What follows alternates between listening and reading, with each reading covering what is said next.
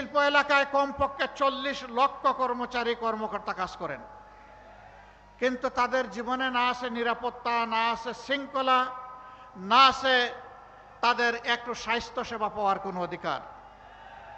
আমরা আপনাদেরকে ইনশাআল্লাহ বলে যাচ্ছি, ইনসাফের বাংলাদেশ যদি কায়েম হয় আপনাদের ভোটে 13 তারিখ থেকে, তাহলে আর আপনাদের উপর বেইনসাফি করা হবে না ইনশাআল্লাহ।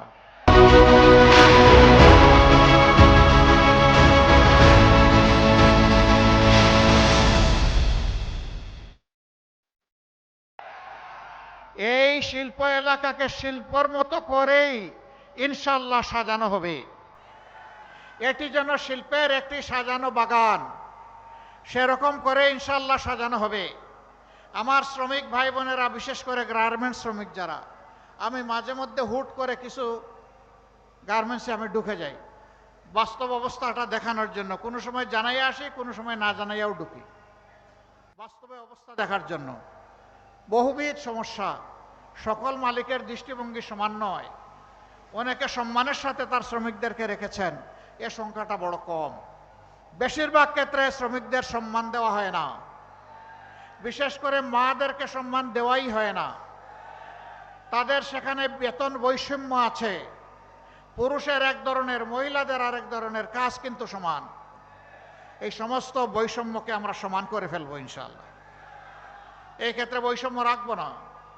মাদের জন্য আমরা ঘোষণা করেছি অন্তত 2 থেকে 2.5 বছর, যেই সময়টা গর্ভবতী অবস্থায়, এরপরে বাচ্চা দুনিয়াতে আসার পরে বুকের দুধ বাচ্চাকে খাওয়াতে হয়, সেই সময় ইনশাআল্লাহ পর্যায়ক্রমে প্রথমে সরকারি থেকে শুরু হবে, তারপরে বেসরকারিতে যাবে। মায়েরা কাজ করবেন দৈনিক 5 ঘন্টা, বাকি 3 ঘন্টা তার বাচ্চাকে সময় দেবেন। এটা বাচ্চার অধিকার। অনেকে বলে এটা কেমন কথা, ওদের তো আয় রোজগার কমে যাবে। অবশ্যই কমবে না। বাকি 3 ঘন্টার স্যালারি দিবে সরকার, সমাজসেবা অধিদপ্তর। এটা সরকারের নৈতিক দায়িত্ব, দিতে হবে। একটা সুস্থ মা, একটা সুস্থ শিশু, আগামী দিনের সুস্থ সমাজ। এই সুযোগ, এই সম্মান তাদেরকে দিতে হবে। অনেক মা 8 ঘন্টা ঘরের বাইরে অবুঝ বাচ্চা রেখে থাকতে পারবেন না, এই জন্য চাকরি ছেড়ে দেন। আমরা চাই মায়েরা চাকরিতেও থাকবেন, আবার বুকের সন্তানকেও জড়াইয়া ধরবেন। শুধু তাই না, শিল্প এলাকায় আমরা সংখ্যা নির্ধারণ করে দিব যে এত সংখ্যক মহিলা থাকলে সেখানে অবশ্যই তাদের বাচ্চাদের জন্য ডে কেয়ার সেন্টার থাকতে হবে। মা কাজের ফাঁকে 8 ঘন্টা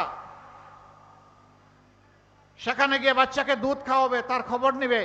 বাকি ওখানে নার্সিংয়ের জন্য যারা থাকবে তারা তার কেয়ার নেবে, যাতে নিশ্চিন্তে একজন মা তার সন্তানেরও ন্যূনতম হক আদায় করতে পারেন, আবার তার পেশাগত দায়িত্ব পালন করতে পারেন।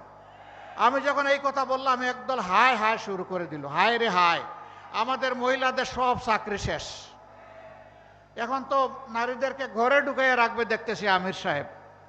নো, বরঞ্চ মাদেরকে সম্মান দিয়ে কাজের সাথে রাখাই হচ্ছে আমাদের উদ্দেশ্য। ইনশাআল্লাহ আমরা তাই করব।